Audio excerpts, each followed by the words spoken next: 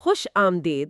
آج ہم نے سوچا کہ کسی ایک کتاب یا مضامین کے مجموعے پر نہیں بلکہ صرف ایک آیت پر گہرائی سے بات کی جائے۔ اور وہ بھی کوئی عام آیت نہیں۔ جی بالکل، یہ قرآن کی وہ آیت ہے جسے آیت الکرسی کہا جاتا ہے، اور یہ اسلامی عقیدے میں خدا کے تصور کی شاید سب سے جامع اور آپ کہہ لیں کہ طاقتور تصویر کشی ہے۔ بلا شبہ۔ ہمارا مقصد صرف اس کا ترجمہ کرنا نہیں بلکہ اس کے ہر حصے کو کھول کر یہ سمجھنا ہے کہ یہ ایک مکمل کائناتی اور روحانی ماڈل کیسے بناتی ہے۔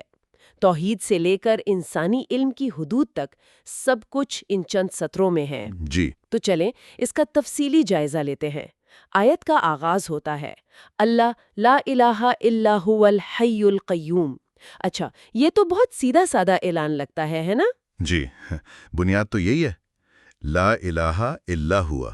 یہ صرف ایک نعرہ نہیں ہے، یہ ہر قسم کے شرک کی، ہر قسم کی شراکت داری کی نفی ہے۔ لیکن اس کے فوراً بعد جو دو الفاظ ہیں الحی اور القیوم، وہ اس پوری بات کو ایک نئی سطح پر لے جاتے ہیں۔ بالکل، وہ اس بنیاد کو ایک عملی شکل دیتے ہیں کہ یہ توحید کھڑی کس پر ہے؟ ایک ایسی ہستی پر جو الحی ہے اور القیوم ہے۔ اچھا، تو الحی پر ایک لمحے کے لیے رکتے ہیں۔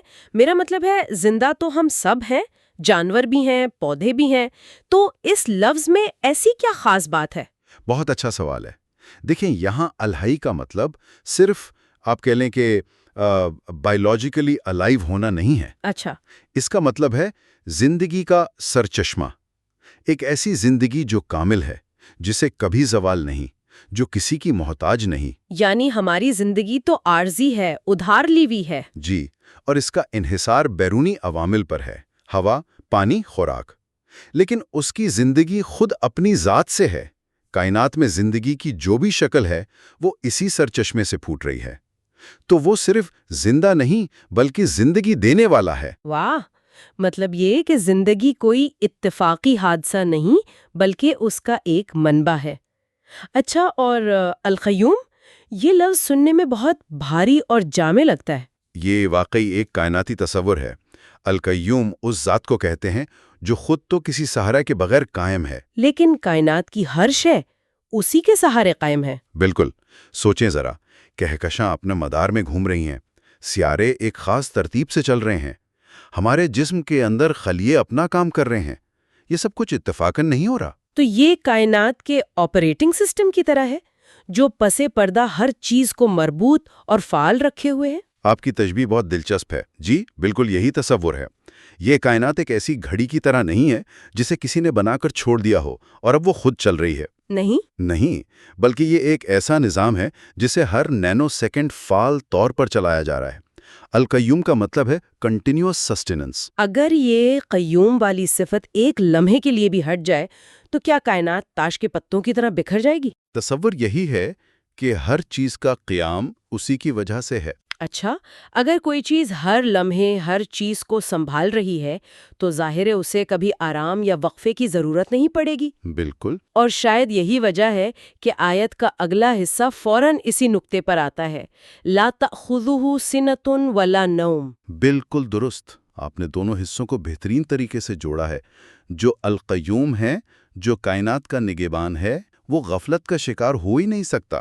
اسے نہ اونگ آتی ہے اور نہ نیند۔ جی، اور یہاں دو الفاظ کا استعمال بہت معنی خیز ہے۔ سنا کہتے ہیں اونگھ کو، غنودگی کی وہ کیفیت جو نیند سے پہلے آتی ہے۔ اچھا، اور نوم کہتے ہیں گہری نیند کو۔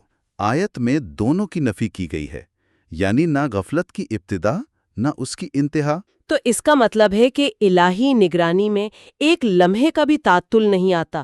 یہ مخلوق کی سب سے بڑی کمزوری آرام کی ضرورت کرتا ہے۔ اور یہ ہمیں ایک طرح سے تحفظ کا احساس بھی دلاتا ہے۔ صحیح۔ اچھا، اگر کوئی ذات ایسی ہے جو ہر چیز کو سنبھالے ہوئے ہے اور کبھی غافل نہیں ہوتی، تو یہ بات بھی منطقی لگتی ہے کہ ہر چیز اسی کی ملکیت ہوگی۔ بالکل۔ اور آیت اسی طرف جاتی ہے، لہو ما فی السماوات و ما فی الارض، جو کچھ آسمانوں اور زمین میں ہے سب اسی کا ہے۔ یہاں لہو یعنی اسی کا ہے کا لفظ کلیدی ہے۔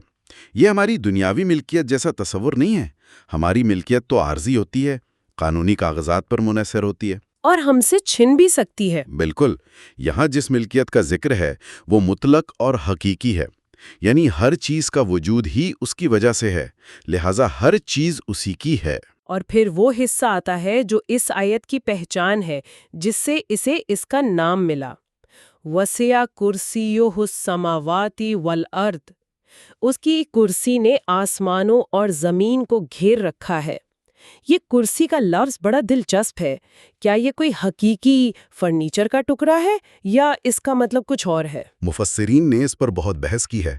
کچھ اسے ایک حقیقی مادی مخلوق سمجھتے ہیں جو عرش سے الگ اور بہت عظیم ہے۔ اچھا۔ لیکن زیادہ تر علماء اس کے علامتی مفہوم پر زور دیتے ہیں، جیسے آج بھی ہم اردو میں کہتے ہیں کہ فلاں شخص کرسی پر بیٹھا ہے۔ تو اس سے مراد اس کا اختیار، اس کی حکومت ہوتی ہے؟ بالکل، تو یہاں کرسی کو اللہ کے اختیار، اس کی طاقت یا اس کے علم کی وسعت کے لیے ایک استعارے کے طور پر سمجھا جا سکتا ہے۔ تو آیت کا مقصد یہ بتانا نہیں ہے کہ کرسی کیسی دکھتی ہے، بلکہ یہ احساس دلانا ہے کہ اس کے اختیار کی وسعت کتنی ہے۔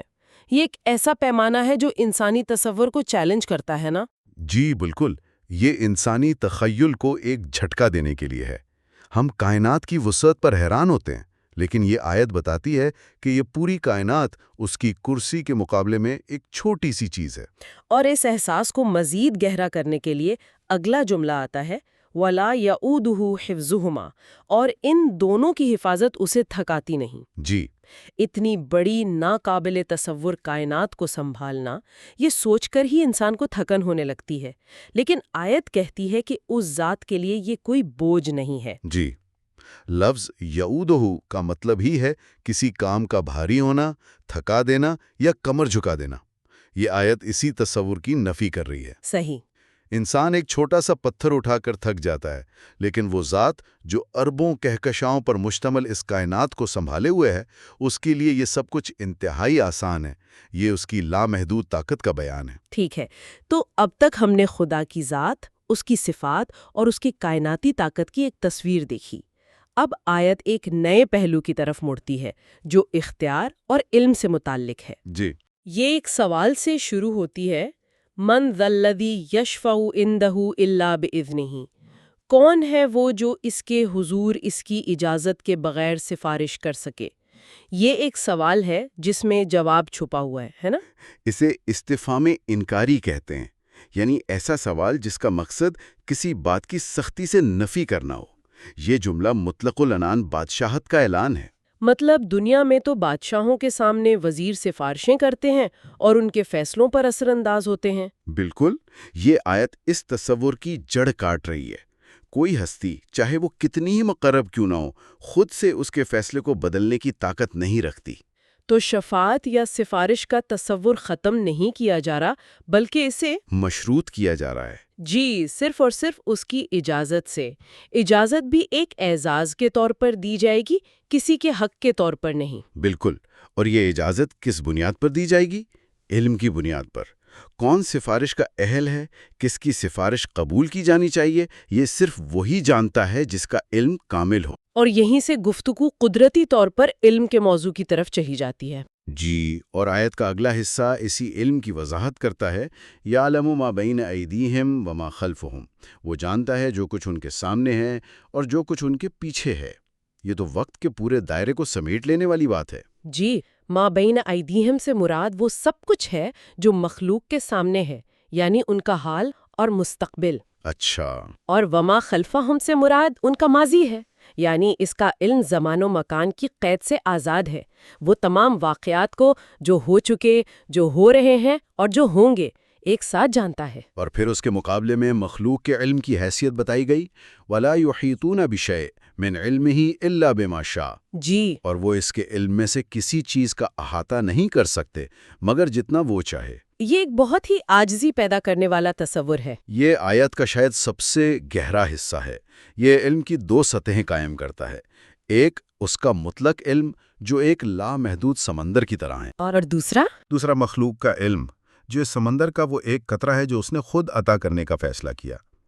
ہمارا سارا علم، ہماری سائنس، ہمارا فلسفہ، یہ سب کچھ اسی الا بما شاء، یعنی مگر جتنا اس نے چاہا کے چھوٹے سے دائرے میں آتا ہے۔ تو ہماری ہر سائنسی دریافت جیسے کائنات کے راز کھولنا یا ڈی این اے کو سمجھنا، یہ سب دراصل اسی عطا کردہ علم کا حصہ ہے.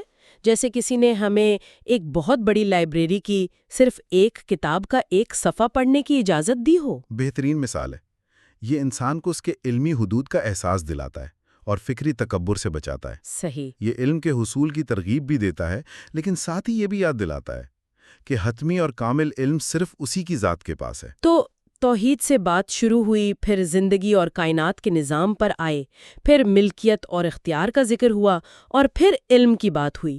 اب آیت اپنے اختتام پر پہنچتی ہے اور ان تمام صفات کو دو جامع الفاظ میں سمیٹ دیتی ہے. جی. وَهُوَ الْعَلِيُّ الْعَظِيمُ. اور وہ بہت بلند، بہت عظمت والا ہے. یہ ایک شاندار اختتام ہے. یہ دو صفات واقعی پوری آیت کی روح ہیں.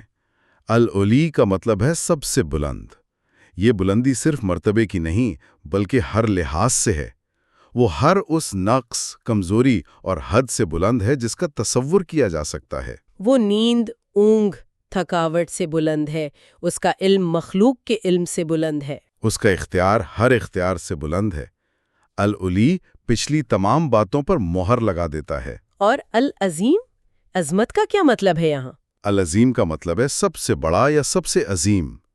اس کی بڑائی اور عظمت ایسی ہے کہ انسانی عقل اس کا مکمل احاطہ نہیں کر سکتی. ہم نے اس کی کرسی کی وسعت کی بات کی، اس کے علم کی گہرائی کی بات کی. یہ سب اس کی عظمت کے صرف چھوٹے چھوٹے اشارے ہیں. بالکل. اس کی حقیقت ان تمام مثالوں اور استعاروں سے کہیں زیادہ عظیم ہے. یہ دونوں صفات مل کر ایک ایسی ہستی کا تصور مکمل کرتی ہیں جو ہر تعریف سے بلند اور ہر تصور سے عظیم ہے. فہرست نہیں بلکہ ایک مربوط کہانی ہے. یہ توحید کی بنیاد سے شروع ہوتی ہے، پھر ایک زندہ اور کائنات کو سنبھالنے والے خدا کا تصور دیتی ہے جو کبھی غافل نہیں ہوتا. جی. پھر اس کی مطلق بادشاہت اور لامحدود طاقت کا نقشہ کھینچتی ہے، اور آخر میں اس کے کامل علم اور مخلوق کی علمی حدود کو واضح کرتے ہوئے اپنی بلندی اور عظمت پر ختم ہوتی ہے. یہ ایک مکمل ورلڈ ویو ہے. بہت خوبصورت خلاصہ ہے. یہ آیت ہمیں بتاتی ہے کہ کائنات کا مرکز کون ہے، اس میں ہماری حیثیت کیا ہے اور ہمارے علم کی حقیقت کیا ہے. واقعی اس پر جتنا غور کریں اتنے ہی نئے معنی اور رابطے نظر آتے ہیں. بالکل. اور یہیں پر ایک گہرا سوال پیدا ہوتا ہے جس پر غور کیا جا سکتا ہے. جب آیت یہ واضح کرتی ہے کہ ہمارا سارا علم اس کے علم کے سمندر کا ایک قطرہ ہے جو ہمیں صرف اس کی مرضی سے ملتا ہے، یعنی وَلَا يُحِيطُونَ بِشَيْءٍ مِّنْ عِلْمِهِ إِلَّا بِمَا شَاءَ. جی، تو اس حقیقت کا ادراک علم حاصل کرنے کے ہمارے اپنے رویے کو کیسے بدل سکتا ہے؟